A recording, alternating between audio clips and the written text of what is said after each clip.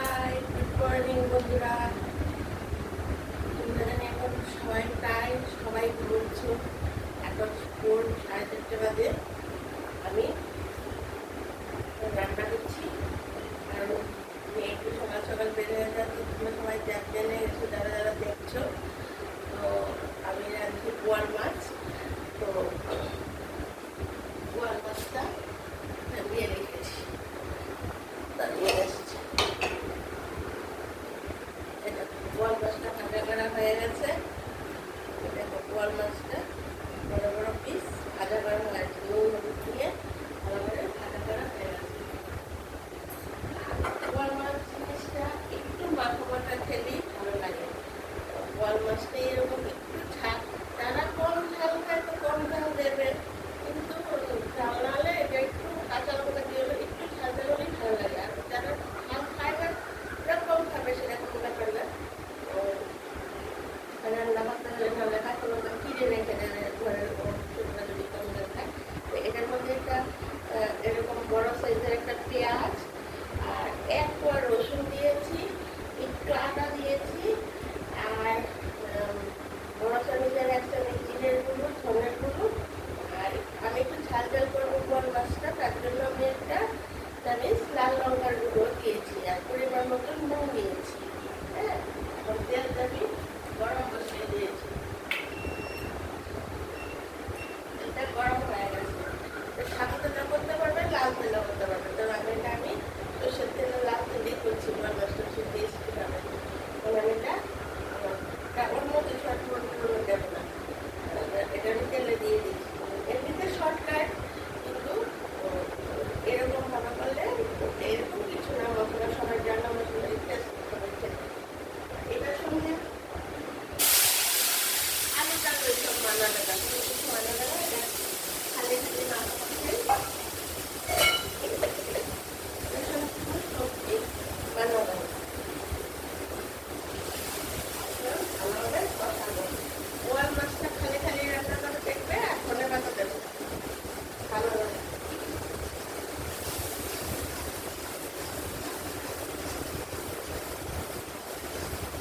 কষিয়ে নিচ্ছি।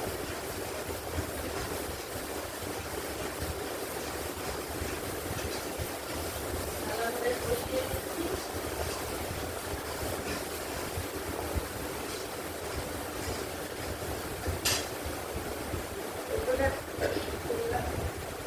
আমার সব কিছু দেখছো তো, সাবস্ক্রাইব করে দেবে, তাদের সব পেয়ে যাবে।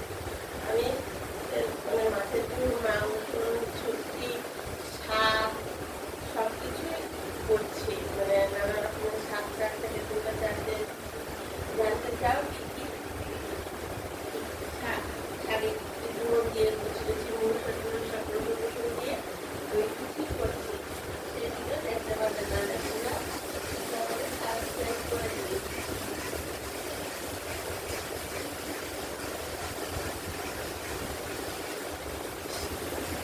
তারপরে পরে আবার কি লাঞ্চে আসছি, রাতে খাইতে আসছি, সব আমাদের সাবস্ক্রাইব করে দেখতে পারি।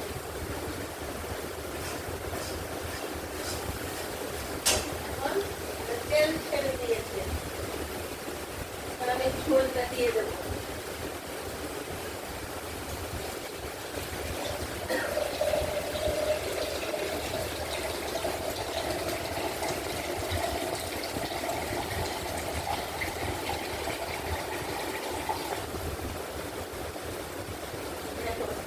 ঝোলটা নিয়েছি, যে যার পরিমাণ মতো ঝোলটা দেবে। বললাম তো বোয়াল মাছটা বেশি ঝোল ঝোল না, বেশি মাখা না, মিডিয়াম ক্যাটাগরির মাখা মাখা, একটু ঝাল ঝাল, একটু রসুন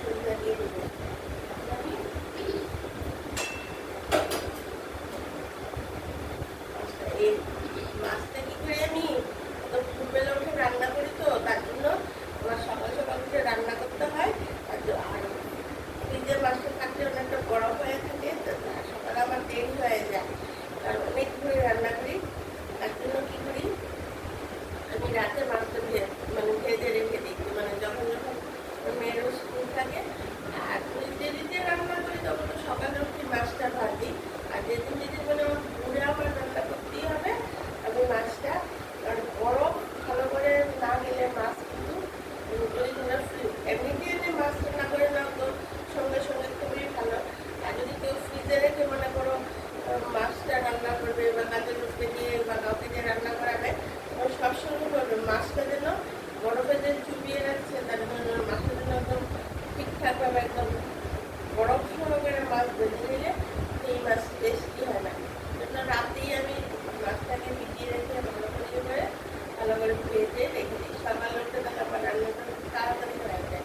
ব্যাপারটা সেই দুপুরবেলা আমার অনেক দেরি হয়ে যায়, তো মাছগুলো ছেড়ে দিচ্ছি।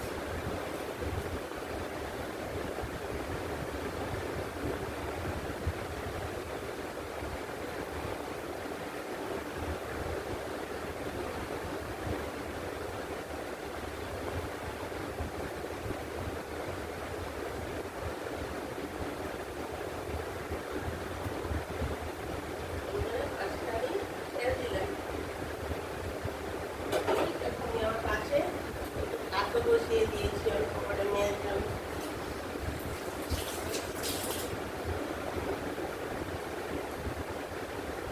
মেয়ে আমার স্কুলে চাকরি করে, তারপরে ওই এলিটা রান্না করে ঠান্ডা করে দেবো।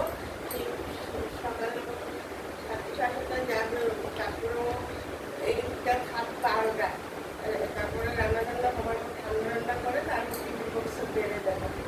আর একটু আগে আগে না করলে তো ঠান্ডা হবে না, গরমের দিনে ঠান্ডা না হলে তরকারি একটু নষ্ট হয়ে যাবে।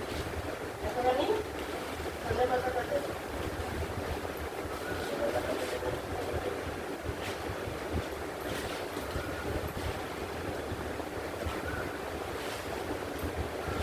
ধনে পাতাটা একটু নিচ্ছি, ধনে পাতাটা দেবো।